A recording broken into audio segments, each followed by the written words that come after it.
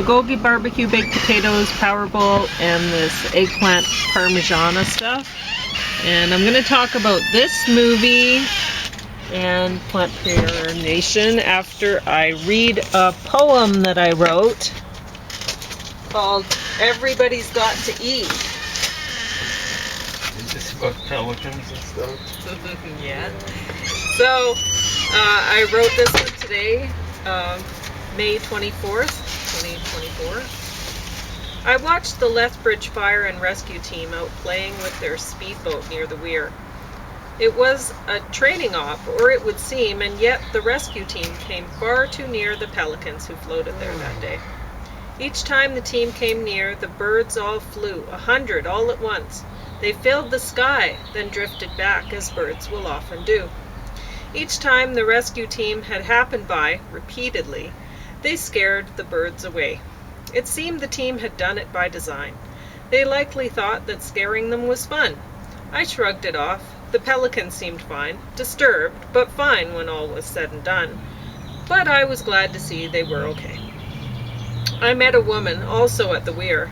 She spoke about Alberta's largest fish, a sturgeon, with a sign which made it clear that men could never catch them as they'd wish, because these dinosaurs were meant to stay. The woman smiled. I bet they catch 'em though, and pointed to the pelicans right then. I couldn't gauge her meaning then, and so I said, but they're allowed to, unlike men. She soon agreed, with nothing more to say. I met a man within a wetland park just down the Old Man River from the Weir. He spoke of pelicans. Things soon turned dark. You know that they'll eat little ducklings, dear. I shrugged and said, I like them anyway. I didn't ask him if he ate ducks too. I didn't ask the chick if she ate fish.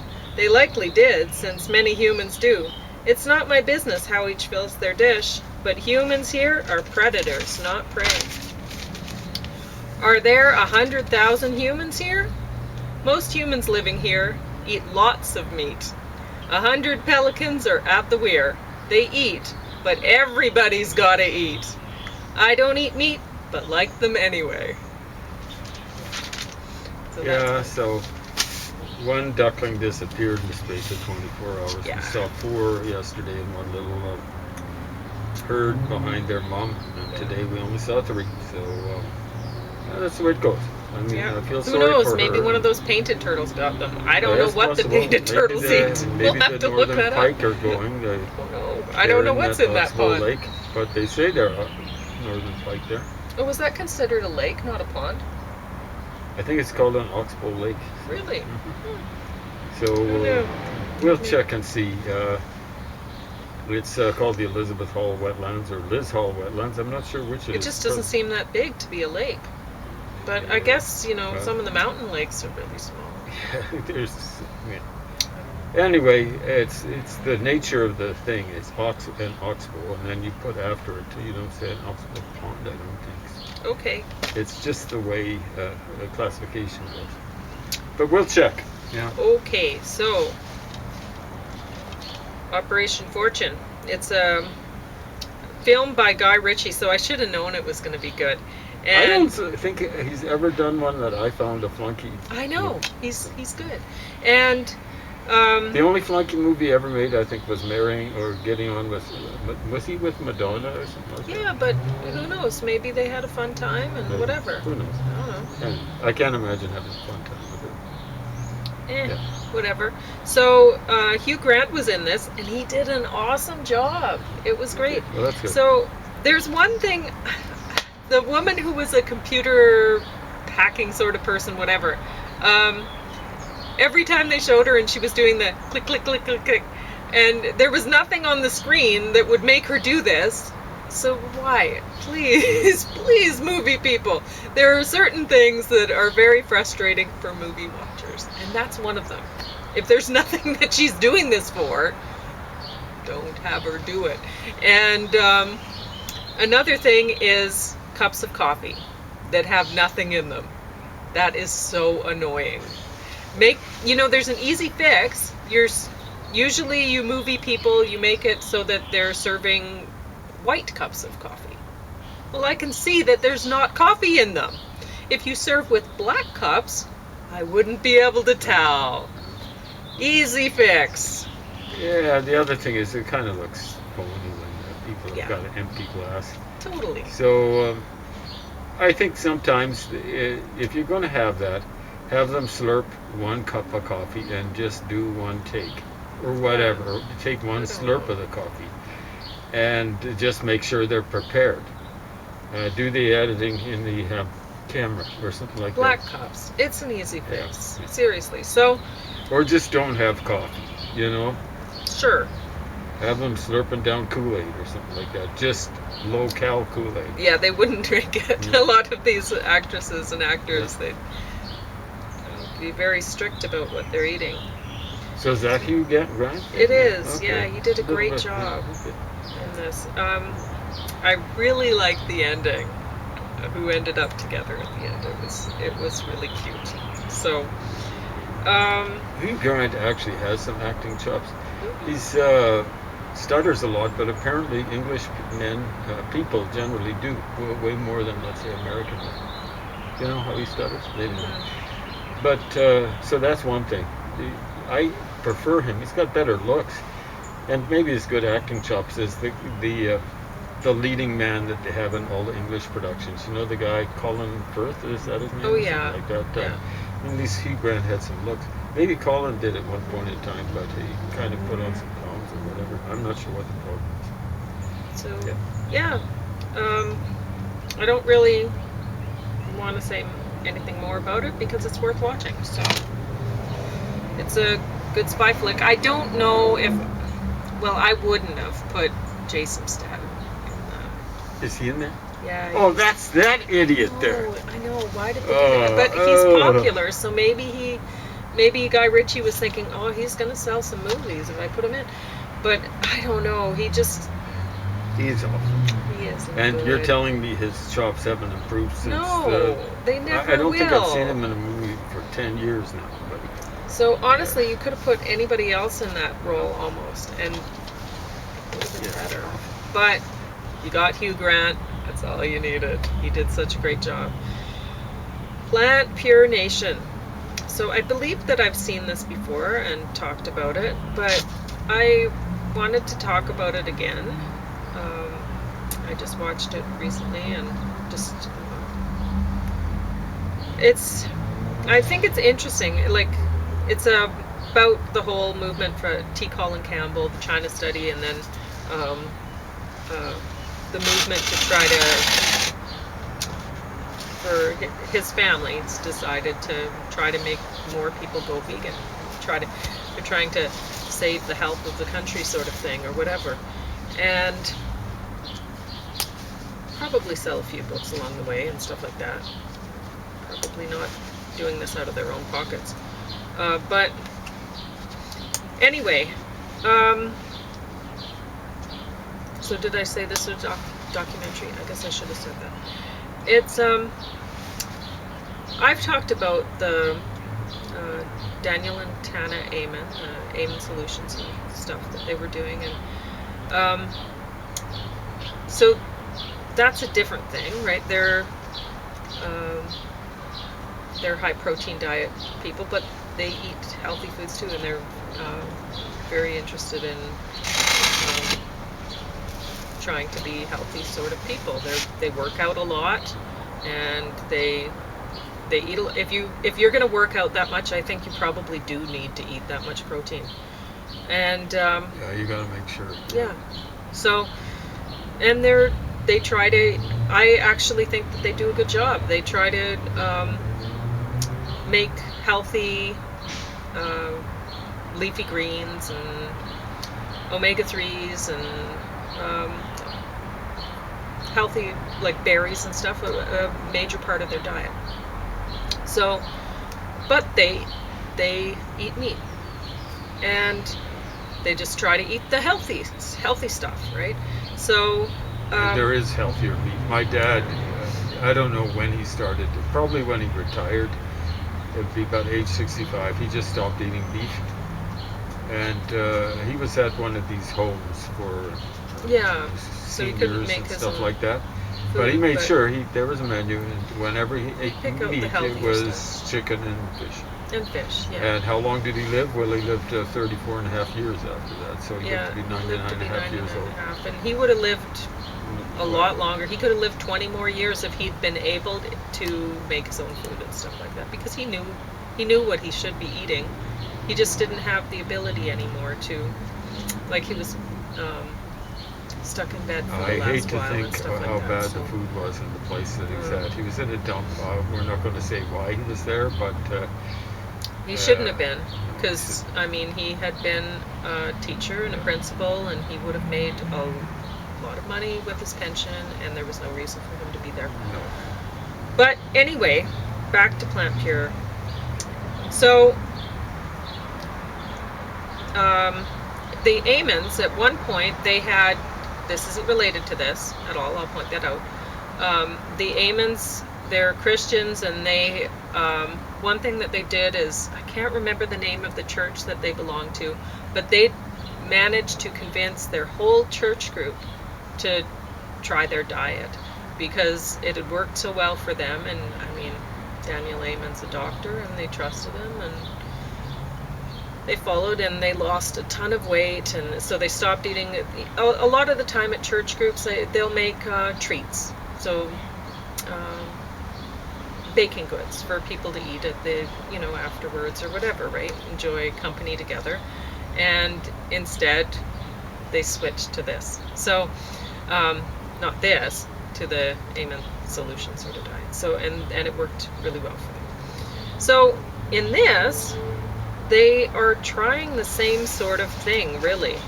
They, at one point, like, I was wondering where they were going with this at first. They were talking about China, and then they were talking about somewhere in Africa. And they're like, what do these places have in common? And it may seem like not much, or, but they have some things in common. They didn't really get to what they had in common, but so I was wondering, why are they bringing up Africa? Because I can't imagine that there'd be anywhere in Africa where they'd be vegan. So, but anyway, so I was wondering about that, and then later on they show a church group that they're trying to get the message across, and the minister there, he's an African American minister, and there's a whole lot of, not all African American people in the pews, or whatever you'd call them, in the church there, listening to the sermon and whatever. So that's it's a similar sort of thing. They tried that angle, and then they're trying to get into influence politics and stuff like that, and just watch it to see. So I don't know. It kind of, the whole religion thing, and I get it, because for a lot of people, when they decide to go vegan, it's like a religion for them. Or when they hone in on whatever diet. It's not just veganism. I've just said that because they are, but it's whatever diet. So people might hone in on going ketogenic, and it's like a religion for them. So anyway, I do think that a person's a lot healthier if they're eating a lot of especially leafy greens, berries, stuff like that, and more maybe the Power Bowl stuff that James eats. We get these given to us for free, so James eats them, but he saves I try to pick out all the meat, but I often miss some, and then James picks it out. He saves it for the dogs, so they get to eat the meat out of that, but James is willing to eat that, which I can't. I was raised vegetarian. I can't do that. But that I would like to, but that gives me a headache. I can't. So there's lots of things that I can't eat. So, like things that I would like to. So then I'm actually almost forced to be vegan because I can't that'll give me a headache. I can't eat that. I want to eat that. I don't want to eat eggs, so I don't really care about that. But I would like to eat the cheese because it's you yummy. love dairy products. It might be some of your favorite, Yeah. maybe your favorite food. Yeah. So, but I can't do it. So a lot of people who go ovo-lacto vegetarian, really it's just lacto. It's just cheese vegetarian. That's all they, because most people love cheese. And Cheese is incredible. yeah. It's So a comfort food too. I think Yeah. it actually, the calcium relaxes I don't people. know. You I don't know what it is, It actually but relaxes people. people love cheese. So It's a physiological effect, not just psychological. anyway, I don't know what exactly I was going to talk about this. I don't know if I exactly there. I read the China study and I enjoyed the read. This was several years ago, so I couldn't tell you much really about it. I just remember thinking, I don't know if I actually, like, I want to believe this stuff, but I don't know if I actually believe that what they thought they were seeing, they proved by anyway. But that's a lot of the time when I look at studies people are doing, I think, or there might be some flaws here or whatever. We might need to look a little deeper into this, whatever. But I do believe that the more vegetables, especially the leafy greens and stuff like pomegranate, stuff like that, you know, if you're especially the berries and stuff like that that still have the seeds in them, the fruit that don't have the seeds in them, I don't know that they're really that healthy anymore, honestly. So grapes used to have seeds. I think they used to be very healthy things. I don't know that they really are now. They're just yummy. I don't know how healthy they are. The skin might still have some healthy stuff in it, but I hope so. I would like to think so. But honestly, I think, you know, if I had to choose for health between raspberries and grapes, raspberries, I think. You know, if I had to choose between blueberries and grapes, blueberries, I think. If I had to choose blackberries and grapes, blackberries, right? Pomegranates and grapes, pomegranates, because those things have the seeds too. And I don't know how long we're going to have. I just see it now. Yeah, it'll happen. It'll happen. Okay. And then we'll be more and more dependent. Possibly. I don't want to say for sure because I don't want my video to get cut. But there's a possibility that if we're lacking seeds in our fruit, like berries and stuff like that, then we might need more chemicals for cancer treatment to intervene with our health than we do now. So yeah, we better not push that. I don't know. I know. Sort of I don't want to push it either, but stuff, but you know. But I'm just saying it's a possibility. It's worth looking into, Yeah. and I don't think that people look into things like that enough. I mean, were you really bothered having grapes with seeds in them? A No, you little don't? bit, but who cares? Yeah. So a lot of time you think, okay, well, is it the market that is making it so that the producers produce certain things, or who is doing it? Who's really dictating what food is produced for us? So anyway, but while you have it, go for more vegetables and more berries and stuff. I mean, while they're around and they're healthy, that's great. But there's one thing in this show that people were saying. They were talking about the food deserts and stuff, which honestly, I don't believe. I think it's a load of crap. Do you have buses in your community so that you can go to the grocery store? I mean, it's ridiculous. Take a bus. I remember we went to a talk, some university person was giving a presentation, and we went to hang out there and watch. And my community was mapped off as being in a food desert, and I'm like, huh? This community? This community. And I'm like, what? How can that be? This is not. I used to walk to the grocery store that's a pretty major grocery store very easily. There's another one over there that's even easier for me to get to, but Yeah. it's not as big. You know, it's not a food desert. So I'm watching this talk about food deserts, and I'm like, in the United States, give me a break. I don't think so. They're getting food imported in from everywhere into the United States. Take a bus. Anyway, There's some cities, maybe like LA, that haven't emphasized public transport and stuff like that. You know, and there might be some communities. There's a particular ethnic community, and I'm actually a part of that community. It certainly doesn't show, but they have a habit of having race riots, and then they burn down. They love burning down stores, including food stores. And, well, I'm not saying they all do, but there's enough of them that, you know, like if I were an insurer, I wouldn't insure a place against fire, at least. and they were talking about, oh, we need more local farmers producing affordable produce for us, and this and that, and whatever. And I was thinking, so you want to make local farmers your servants? Why don't you produce some stuff yourself? Why don't you make a plan for, I mean, this audience here is huge for this at the end of the DVD. Oh, it's Get like together an auditorium or something. and produce some food yourselves. You know, go to City Hall and get some land set aside for community gardens or something. Start getting involved with making that sort of thing. If you want it to happen, be a part of it.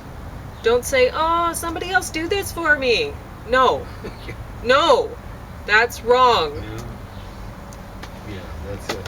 Where they also just, I'm wondering where they're saying that vegan vegetarian is going to be good for helping solve they wouldn't put over the starvation problem and stuff like that. No. They didn't get into that, but they did Thank say, heavens, because it'll only solve it for a while, and the world's population is going to increase. There's only one solution to the hunger problem, and that's first slowing down the population increase, but actually stopping the increase. And we can't go on with the level of population we've got now. We've got to, in a civilized fashion, start bringing populations down. So we got to be like Eastern Europe, where their populations are going down. We've got to have a better economic system than they tend to have, but we've got to start bringing them down, and slowly but surely. they were strongly suggesting, if not outright saying, that the health problems we have, like heart disease and diabetes, are not genetic and totally caused by it's diet. amazing how that stuff doesn't get censored. How you know does what this I'm not saying? get That censored? is That's absolutely that's stunning. not correct. Not that I, And I think would approve of censoring stuff like that, but there's a lot of garbage on the internet that gets censored, and that is garbage here. Yeah. That's garbage. so there's certainly a genetic component to a lot of health All problems like sorts of that. conditions. So don't, yes. this is ridiculous. And when people team together, especially when they put pure in the name, I get scared. That's all. Now, the only way I to tend get to worse not is if be they said scared of a bunch of miracle vegan cure, people, eh? but pure, I get, it's an uneasy feeling. I don't like hearing purity. Well, I thought in- you said cure, but No, pure, yeah, pure. that's bad. It Pure. tends to be puritanical. Yeah. It doesn't matter if people say, I'm not religious. Yeah, if you're talking about pure this, pure that, your belief system is puritanical. So it's basically like a religion, bad religion. Yeah. I don't know, but that's just how I feel. That's my take on it. And even though I agree with a lot of what they believe about diet and stuff like that, but then I want to believe that. So Well, and here that's they're my using bias, right? the Statue of Liberty. Boy, that gets overused and this, that, and the other thing. I know they really like that in the United States. And it Statue was, of I Liberty. don't think it was even done by an American. No, I think it was done by a French guy. Yeah. So anyway, you want to talk about some stuff? Yeah, I'll talk. Okay. You'll probably want to decamp, as they say. Yep. I want to get out that way actually because I don't want to hurt my aloe vera. It's so lovely. yeah. Yes, Okay. I'll have to water that other one. Okay, so you only have 4 minutes. So. Yeah, we used a lot. Yeah. So go ahead. So I'm going 4 to minutes. introduce people to something that they don't have been weeping. Some people weeping in ashes. So, you know how people do New Year's resolutions? Way back in the day, I made fun of the Book of the Month Club. I had a Book of the Day Club. So this was starting age 20. I just turned 20 in the summer of 1974. And yes, I just turned 70. It's a few years down the road. But I had a Book of the Day Club. I had to get through, on average, a book a day. I tried to get through a book a day, but I had a little trouble with some of those Charles Dickens things. I read a lot of Charles Dickens that summer. A lot of Aldous Huxley. Well, I could get through more than one Aldous Huxley in a day. But some of the 800-page Charles Dickens epics or opuses, I had a little bit of trouble getting through in one day. But I did average more than a book a day that summer, and I generally tried to do that, except when I'm taking university courses. Then I'd be reading a book. I tried to read a textbook like 3 times for a class and stuff like that. So, but what I've set up now is a new month's resolution. And you know how people will get exercise programs or something like that. Can't really do physical exercise much anymore aside from hiking because I've got 5 fractured vertebrae thanks to the scumbag doctors who absolutely refused to diagnose me. One of them I can't hold accountable because he retired. He was an arrogant little fellow, and when a person's arrogant with me, they're pretentious. So he was pretentious around me. He arrogant around other people. So pretension is a particular type of arrogance, and it's basically pretense. Hey, I'm smarter than you. Well, don't try that on me. Don't try that on me. I'm willing to accept you as an equal, but don't ever, ever, ever operate on the assumption that you're smarter than me, because you aren't. I grant you the possibility that you're my equal, but you're not smarter than me. I don't care who you are. Now, so this was my last month's resolution. I don't know how to pronounce this because I'm not good enough at Afrikaans. I don't concentrate on learning how to speak languages. I just try to learn how to read, which is the easiest of the 4 functions you can have in a language. Reading, writing, toughest, speaking, and listening, hearing comprehension. So this I started in Syria. I had started it a little bit before my birthday. My birthday is the 7th of May. 1954, but I got serious about finishing up. In other words, making my month's resolution, and that was the 7th of May, and I finished this up. I think the 23rd. It wasn't today. Let's check. I put it in here. I put down 24th of May, but I think it was more like the 23rd because it wasn't this morning. Anyway, 23 minus 7 is 16. So it was a little over half a month, really. It get me through the bulk of this. So this is the whole Bible.